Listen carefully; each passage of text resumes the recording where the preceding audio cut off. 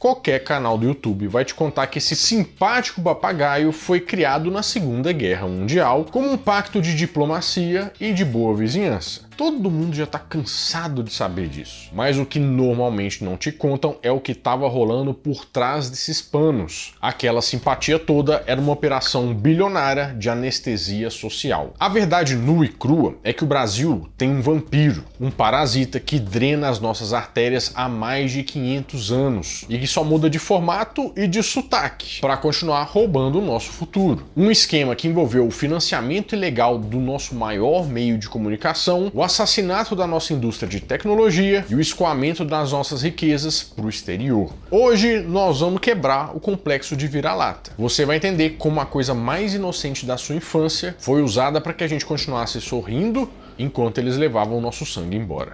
É hoje no Nerd Show.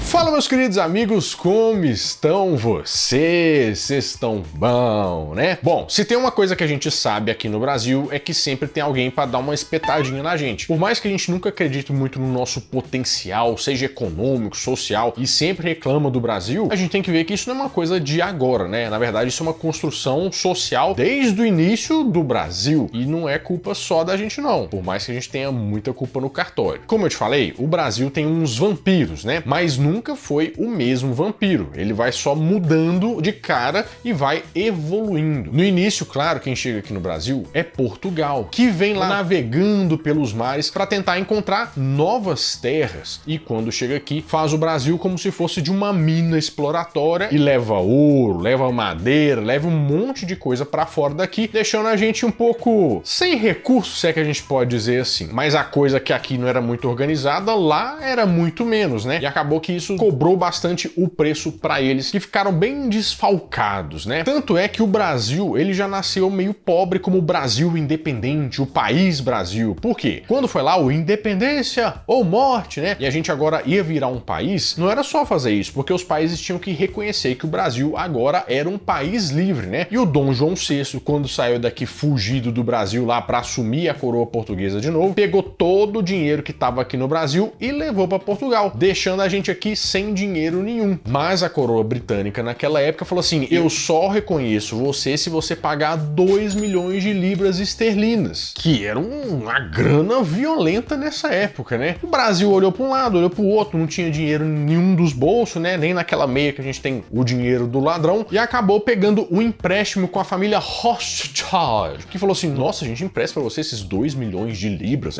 Não, vai ser um prazer e tal. Mas só que Portugal tava devendo, então eles só arriscaram o nome de Portugal lá e colocaram um novo devedor, o Brasil, que começou como país já no saldo negativo. História de brasileiro sempre começa assim, até antes antigamente, né? A partir daí, o segundo vampirão passava a ser a Inglaterra, que viu o Brasil com um potencial muito grande para ser explorado de uma outra forma. Por exemplo, os impostos dos produtos que chegavam aqui da Inglaterra eram bem menores do que de outros países, era só 15%. Para outros países passava dos 20 e tantos por cento. Ou seja, eles começaram a escoar produtos de lá para cá e a gente comprava coisas que a gente nem precisava. A gente foi bem usado para eles ganharem bastante dinheiro e era interesse que a gente continuasse assim, ou seja, evoluir pra quê? Deixa esse povo aí só gerando recurso pra nós. Mas isso, né, durou até o final dos 1900, né, e nos anos 1900, a partir dali, né, já começa aquela história de vai ter uma guerra aí e entra a Primeira Guerra Mundial, onde a Inglaterra começa a gastar uma grana bacana lá e não consegue mais sustentar essa riqueza toda, e meio que deixa o Brasil um pouco jogado de lado. Esses foram os dois primeiros vampiros do Brasil, mas estava para nascer um outro que, nossa, esse ia dar trabalho pra caramba.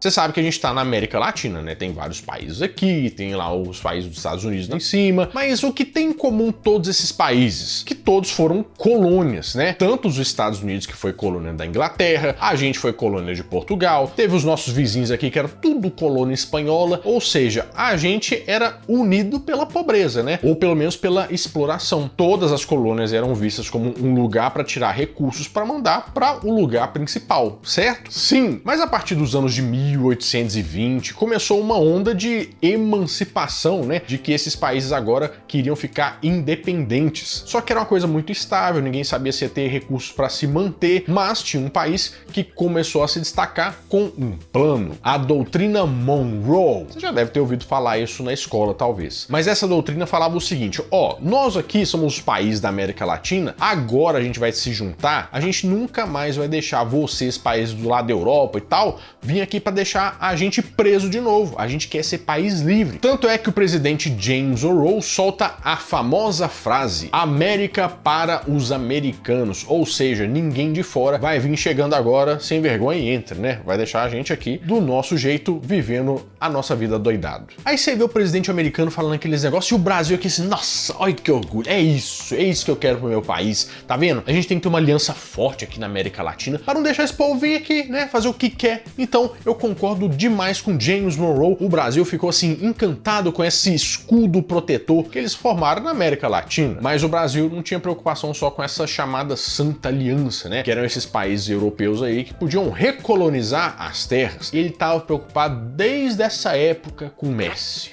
Com a Argentina. Por quê? A gente, num presente assim, né, recente, tem uma ideia de que a Argentina é um país meio instável, com uma moeda meio fraca, mas na Belle Époque, né, como a gente chama no período histórico, a Argentina rachava de ganhar dinheiro. Era tudo muito rico, muito opulento, uns trem bonito, né, dinheiro jorrando pros lados de lá, e o país era muito desenvolvido. E o Brasil ficava aqui, ih, rapaz, mas tá do meu lado, uma hora isso aqui pode sobrar pra mim, né? O pessoal nunca se deu tão bem assim, né? Mas você já deve ter visto uma rua com o nome de um cara que se chama Barão do Rio Branco. Claro que ele não chamava Barão, né? Era um título dele. Barão do Rio Branco, que olhando esse cenário falou assim, ih, nossa senhora, é difícil, hein, esse negócio da Argentina aqui. Mas você lembra dos Estados Unidos? Tava falando aquele negócio legal pra caramba, de se unir e tal. Esse povo é gente boa demais, nossa senhora. Eu queria dar um abraço neles. Vamos fazer o seguinte, ó. Eu fiquei sabendo que eles estão começando a ganhar dinheiro, estão começando a ficar muito bom assim no cenário internacional, né? A gente podia fazer amizade com eles num ponto que eles iam virar nosso principal parceiro comercial, que a gente fica trocando figurinha, eu vendo pra lá e vende pra cá, vai todo mundo crescer junto, né? E assim começa um termo técnico muito usado na história, né? Que é puxar o saco com a força descomunal pra ficar assim, nossa, os americanos são tão bonitos. É mesmo, nossa, sim, porque é aquele negócio, né? Vocês vão ser o primeiro lugar, a gente vai ser o segundo aqui, nós vamos entrando em aquele jeitinho brasileiro. Mas será que era isso que ia acontecer? Você sabe, né? Quando a pessoa faz um plano, Deus tá lá no céu rindo da gente. Tinha coisas que você ouvia falar, tinha os pronunciamentos, mas tinha o que acontecia de verdade e as coisas que estavam acontecendo no dia a dia, né? Por quê? Numa época sem tanta comunicação, as notícias não corriam tão rápido assim. Então eu imagino que o Barão do Rio Branco não estava percebendo o que os Estados Unidos estavam pensando mais ou menos naquela época, porque o discurso de um presidente era muito bom, proteger todo mundo aqui. Mas e quando o negócio sofreu uma correção de rota? Você sabe que os discursos eles vão evoluindo, vão perdendo sentido e vão ficando perigosos. Você já percebeu que os Estados Unidos, hoje em dia, antigamente, todos os presidentes que passam, eles gostam de enfiar o nariz em tudo que eles foram chamados, né? Ah, tal coisa está acontecendo lá. Os Estados Unidos acham como se alguém tivesse perguntado alguma coisa para os Estados Unidos, né? Porém, isso não é uma coisa de hoje, não é um comportamento que eles criaram, é uma coisa que vem desde essa época que eu tava te contando e até um pouco antes, que eles acreditam muito no negócio que se chama doutrina do destino manifesto. Nossa, que trem místico, né? E na verdade veio de um jornal, uma coluna lá, escrita por um cara, em 1845, que era o John L. O'Sullivan. E ele falava assim, não, porque os Estados Unidos é uma nação que é escolhida por Deus, né?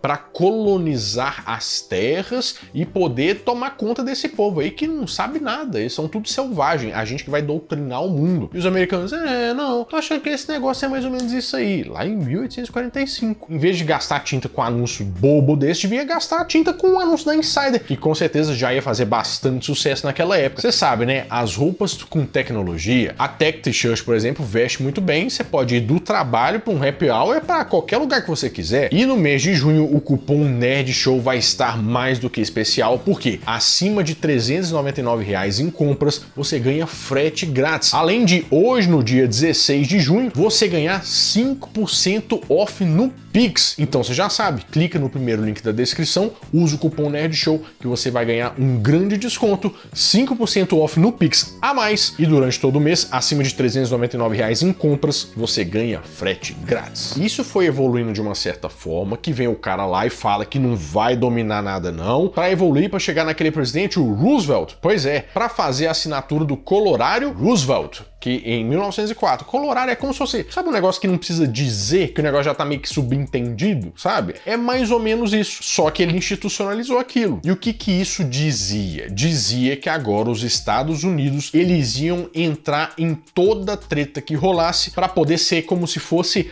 a polícia do mundo. Eles que eram as pessoas certas, eles tinham que tomar cuidado de tudo. Você vê que isso acontece realmente, né? Eles têm um pouco desse comportamento e você vai ver que daí pra frente é só para trás. Mas se agora eles iam tomar conta de tudo, eles iam começar primeiro pelos Estados Unidos, aumentando pela América Latina e a partir daí tomar conta do mundo, né? Mas começaram pela gente aqui. E como que eles iam fazer isso? Qual que era a pretensão deles? Fazer controle dos países. Do jeito mais inteligente que você pode fazer, sem ser notado. Nós vamos chegar como é que os Estados Unidos começou a controlar tudo, mas a gente tem que entender como é que estava o Brasil num período aqui que ficou mais suscetível a esse controle. Você vai ver que aconteceu bastante. Aqui no Brasil, você deve saber que teve o Getúlio Vargas, né? Que fez o Estado Novo, que virou um grande ditador, seguindo muito os moldes dos fascistas, né? Lá da Itália, lá da Alemanha, porque ele era muito simpático. Nossa, que legal esse negócio, né? Fazer o controle das pessoas aqui, tudo bonitinho. Isso aqui é um modelo muito legal, né? Ele pensava assim. E a partir disso, a sociedade brasileira começou a ser controlada pelo governo de uma forma muito autoritária. Mas, ao mesmo tempo, o Brasil era um grande parceiro comercial dos Estados Unidos. E os Estados Unidos estavam de um lado e a Alemanha, a Itália estavam do outro lado. E o Brasil no meio, seguindo um modelo, mas conversando com os Estados Unidos de boa. E aí ficou aquele negócio, né? Vamos dizer aquela simpatia brasileira. Por quê? Getúlio Vargas tanto conversava com um, mandava assim, nossa, mas esse modelo de negócio é muito legal, né, Estados Unidos? E falava assim, nossa, mas esse modelo de governo da Alemanha é legal pra caramba, esse tal de Hitler, ele tem futuro. E ficava nesse chove e não molha. Mas a gente não dá nada pelo Brasil, mas o Brasil é um país de proporções continentais, é um mercado consumidor muito grande. E mais do que isso, um ponto estratégico muito importante. Natal, por exemplo, é um ponto estratégico muito grande para ficar perto da Europa, para ficar perto da América do Norte. Então, se você tem uma base lá ou domina aquela área, você fica muito mais próximo estrategicamente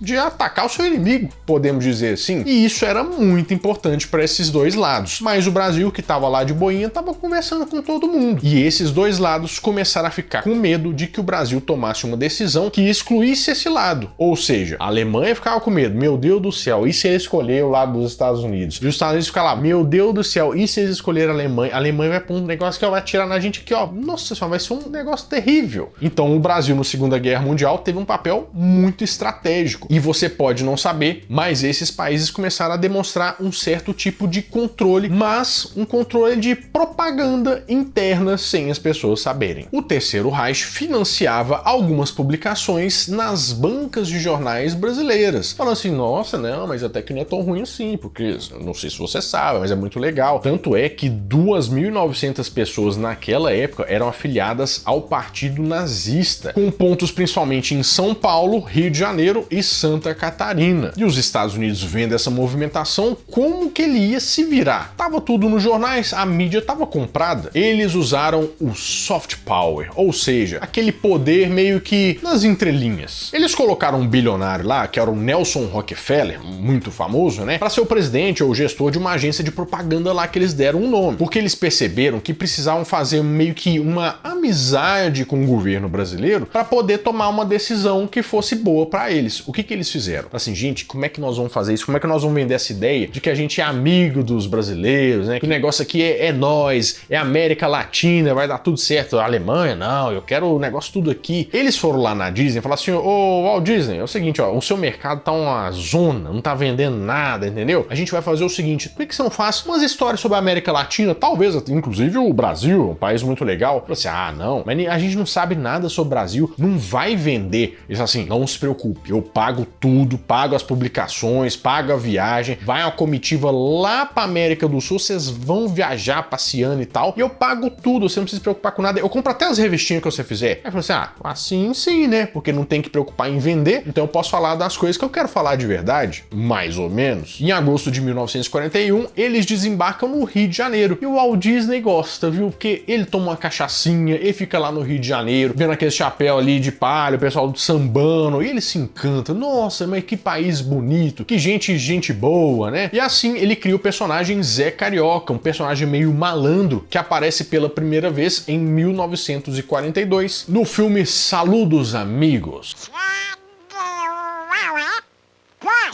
Não, senhor. José Carioca, Rio de Janeiro, Brasil. E aí a notícia corre, eles falam assim, nossa, esse pessoal simpático, americano, né? E o que eles queriam de fato? Eles queriam criar uma base em Natal, no Rio Grande do Norte, porque ela era chamada como seria o trampolim da vitória. Tinha até esse nome mesmo. Mas o Getúlio Vargas olha aqui e ele fala assim, não, então eu vou deixar vocês fazerem, vocês são muito simpáticos mesmo, mas eu vou fazer o seguinte, ó, vocês me dão 45 milhões de dólares em empréstimo para eu fazer a Companhia Siderúrgica Nacional, né, em Volta Redonda, e aí eu deixo vocês construir a base lá. Eles, não, oh, thank you so much, obrigado, né, hello Gugu, e acabam fechando esse negócio, uma contrapartida que com certeza ajudou bastante no posicionamento geográfico e geopolítico dos Estados Unidos. Eles perceberam que talvez isso seria um bom caminho, né, assim, cantaram com um papagaio, o que será que dá para fazer mais?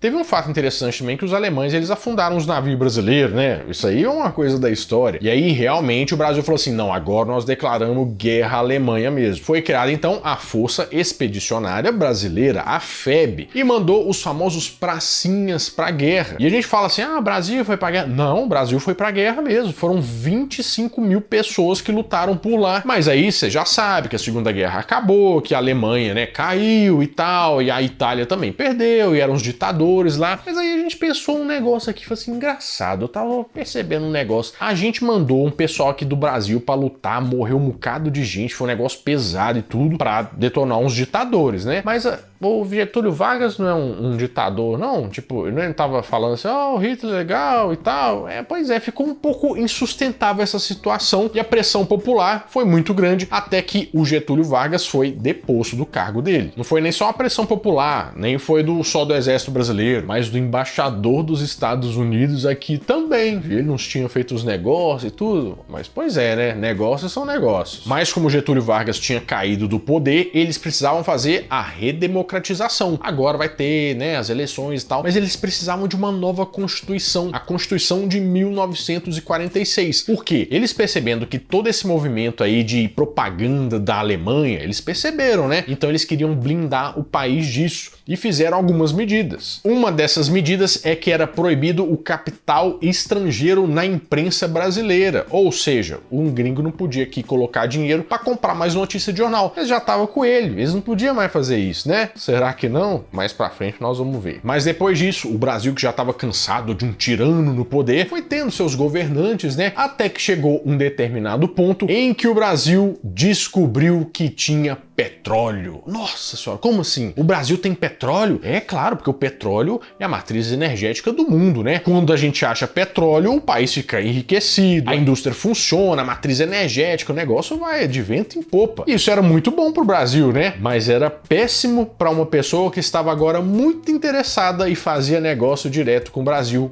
os Estados Unidos. Por quê? Nessa época, os Estados Unidos eram um dos principais fornecedores de petróleo, de gasolina, de tudo que precisava aqui pro Brasil, porque é como se eles tivessem uma Liga da Justiça das empresas desse ramo. Tipo a Standard Oil, a Texaco, mas isso não importava, porque agora o Brasil achou petróleo. Então, não vai precisar mais das empresas americanas tá aqui, né? Pra que eles vão mexer com isso? Mais uma coisa que aconteceu foi, os Estados Unidos ficou muito preocupado com esse novo achado brasileiro, porque eles queriam vender aqui para esse grande mercado consumidor. Então, Então o que eles fizeram? Eles começaram a descredibilizar o achado do petróleo brasileiro, fazendo o quê? Falando que a indústria nacional não sabia mexer com isso, que era muito melhor deixar isso para os americanos, que o petróleo do Brasil era de baixa qualidade, você já ouviu muito falar nisso, né? Que a gente não ia saber fazer a manufatura, ia ficar um produto muito ruim, que era para deixar com eles, que eles resolviam pra gente, entendeu? E mais do que isso, o Getúlio Vargas, que tinha voltado agora como presidente por voto, aclamado pelo público mesmo, é muito Brasil isso, né? Ele começou a fazer a campanha O Petróleo é Nosso, que foi um grande marco aqui no país. Por quê? Porque os Estados Unidos tinham muito medo do Brasil estatizar o petróleo e até criar uma empresa que lá na frente ia se chamar Petrobras, né, para poder explorar o seu petróleo em paz. Mas mesmo assim, e com muita propaganda, os Estados Unidos continuaram na guerrilha deles de descredibilizar o nosso petróleo, fazendo com que a gente ficasse receoso e que a população não acreditasse muito nesse negócio do petróleo brasileiro. Mas não conseguiram e o petróleo saiu. Os Estados Unidos, até com pãozinho francês de cada dia aqui no Brasil, mexeu também. Você sabe que o pão é feito de trigo, né? Em um momento, eles perceberam que tinham tanto trigo lá que estavam começando a exportar aqui pro Brasil, mas assim, não vender. Tava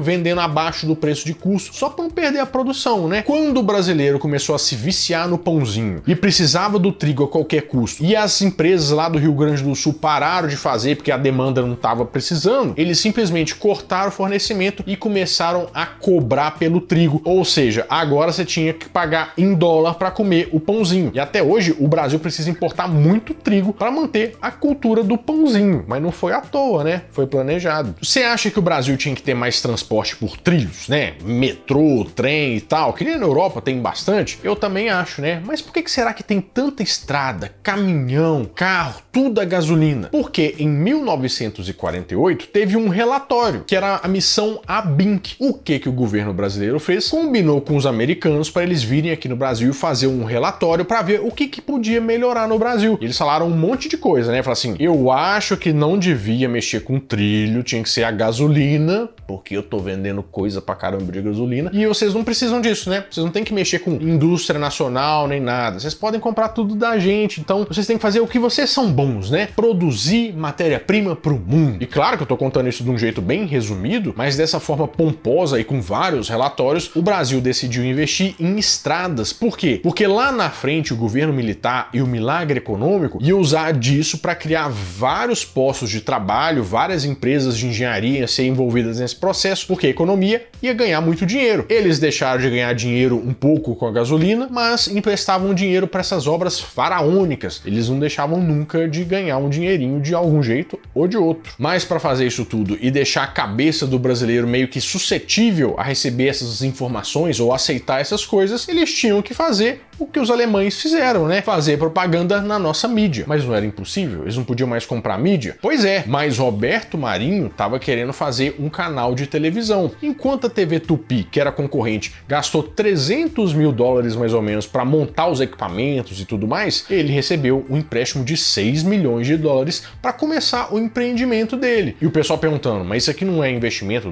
de alguém de fora dando dinheiro? Não, é o empréstimo, não tem as ações e tal, né? Mas eles ficavam com 45% dos lucros da TV Globo no início. Coisa que gerou até uma CPI em 1965, mas que o negócio ficou meio, vamos dizer, a panos quentes, porque era muito importante para o governo militar a propaganda, muito importante para os Estados Unidos que o comunismo não chegasse aqui no Brasil, e a Globo também queria agradar bastante com reportagens assim. Os jovens de hoje, é certo, não se lembram disso. Eram crianças naquele tempo de incertezas. O mundo num de seus melhores períodos de prosperidade. E o Brasil, uma triste presença entre as exceções. A gente sempre acha que é uma coisa meio conspiracionista, né? E eu concordo com você que tem uma cara assim. A gente fica muito preso aos exemplos clássicos. Mas a lei de reserva de mercado dos anos 70 para a indústria da informática no Brasil crescer só caiu porque a Microsoft e a IBM estavam fazendo pressão e o governo americano ameaçou aumentar impostos. Te lembra alguma coisa? O governo americano também asfixiou o programa espacial brasileiro na base de Alcântara, que era um lugar muito bom para você lançar foguetes, para lançar satélites, e como estava próximo da linha do Equador, o lançamento ia economizar cerca de 30% de combustível. Mas isso podia ser uma ameaça, né? Então, mexendo os pauzinhos com a Ucrânia, que estava negociando com o Brasil, disse para eles pararem de negociar porque queriam que esse projeto desse com os burros na água. E teve até um acidente muito suspeito. Olhando um pouco para o Brasil, o que a gente acha que é o Brasil e a história do Brasil, a gente percebe que sempre teve uma interferência. Não que isso seja desculpa, com certeza, para o Brasil ser do jeito que é. A gente tem bastante culpa no cartório, e como tem, mas se a gente pudesse identificar um pouco mais desses encostos ou perceber quando a gente estava sendo levado a crer em alguma coisa, talvez a gente olhasse naquela época para o Zé Carioca com o que ele queria, um pouquinho mais de malandragem. Bom, vou ficando por aqui, mas toda semana eu volto com mais um vídeo quentinho, fresquinho, crocante para vocês, então adeus!